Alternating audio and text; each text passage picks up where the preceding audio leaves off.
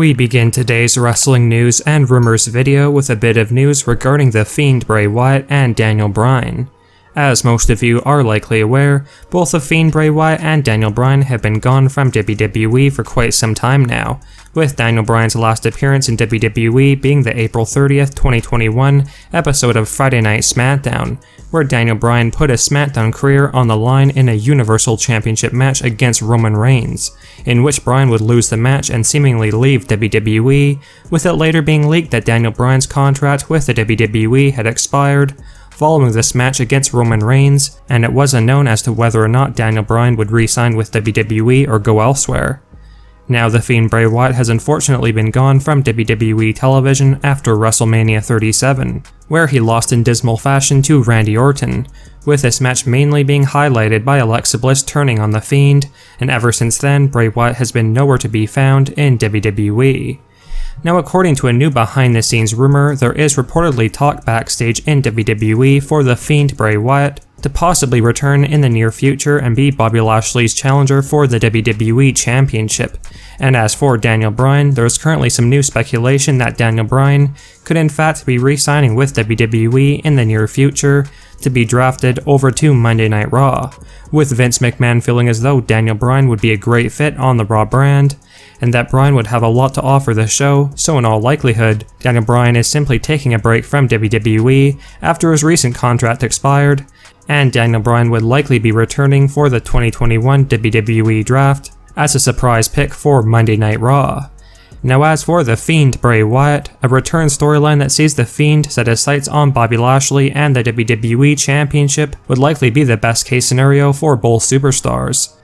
as it is something fresh and new for the top title on Raw, and it will allow for The Fiend to have a big bounce back storyline after being sidelined for such a long period of time, and instantly add a bit of momentum to The Fiend and essentially save The Fiend's career from spiraling downwards, while at the same time likely being the best option for Bobby Lashley when it comes to challengers, because with rumors pointing to WWE also considering the likes of Goldberg to be a challenger for Bobby's title, The Fiend Bray Wyatt is likely the more fan-friendly idea in the grand scheme of things. Make sure you guys let us know your thoughts on The Fiend Bray Wyatt possibly being the next contender for Bobby Lashley's WWE Championship, and the rumors that suggest Daniel Bryan could be re-signing with WWE and joining the Raw brand later this summer during the 2021 WWE Draft.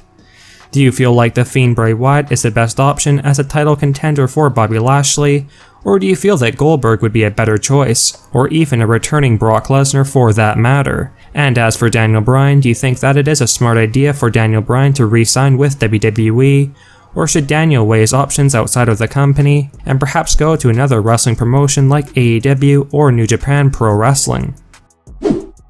While Otis's run with the Money in the Bank briefcase did not go as planned for the big man superstar last year in WWE, there's no doubt that 2020, at least parts of it, was a pretty good year for Otis, because he was a part of some of the main storylines in WWE for the year.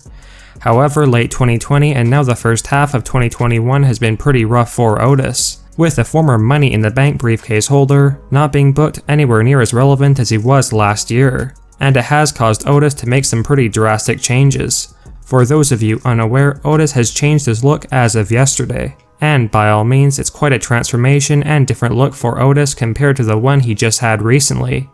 and it seems like many fans are conflicted on Otis's new look. While some feel it signals a fresh new start for Otis alongside Chad Gable as a monstrous heel, many others feel as though this new look is far from being an improvement for Otis, and if anything, it is going to hurt his career more than ever before, with some fans even believing that Otis will be released from WWE sooner rather than later, now that he's changed his look for the worse and just appears more generic than ever before. Let us know your thoughts on Otis's new look and transformation, and do you feel that Otis will be doing better in WWE now that he's freshened up his appearance, or are you agreeing with the fans who feel like this new look is not an improvement and could be detrimental to Otis's career in WWE?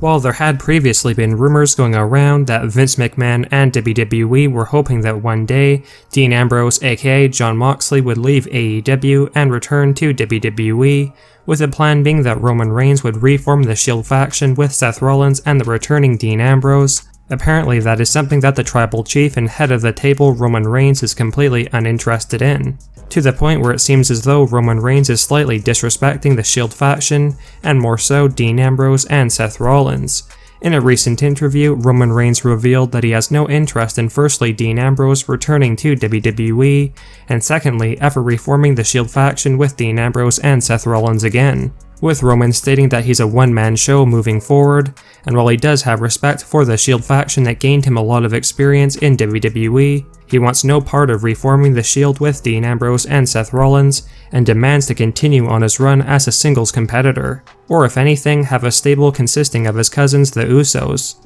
Now Roman Reigns' recent comments about not wanting to work with Seth Rollins and Dean Ambrose basically ends the rumors and speculation of a possible Shield reunion in WWE down the line. And let us know your thoughts on Roman Reigns only wanting to work as a solo competitor in WWE moving forward, and not wanting to ever reform the Shield faction again. Speaking of Roman Reigns, we have a bit more news regarding the big dog. Now, as most of you are well aware, Roman Reigns has been on an absolutely dominant Universal Championship run on Friday Night SmackDown, with it seeming as though Roman Reigns is destined to break Brock Lesnar's record for the longest Universal Championship title run, and it doesn't really even seem like there is any superstar that will be dethroning Roman Reigns of his title anytime soon.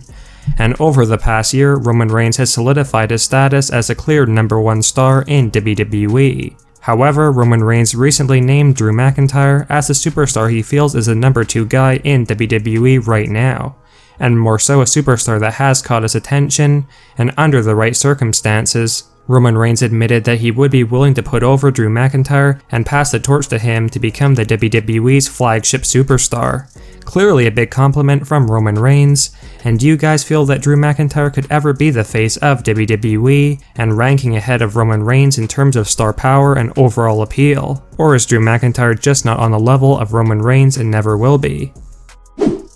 Now, 2021 seemed like the year that the Swiss Superman Cesaro would finally get his much-deserved push that would see Cesaro eventually challenge for Roman Reigns' Universal Championship and potentially succeed in winning the title. However, while Cesaro's push seemed promising for a while, with Cesaro picking up wins over the likes of Seth Rollins, according to a new behind-the-scenes report, Cesaro's big push is now officially over, and Vince McMahon reportedly has no plans whatsoever of Cesaro ever becoming a world champion in WWE.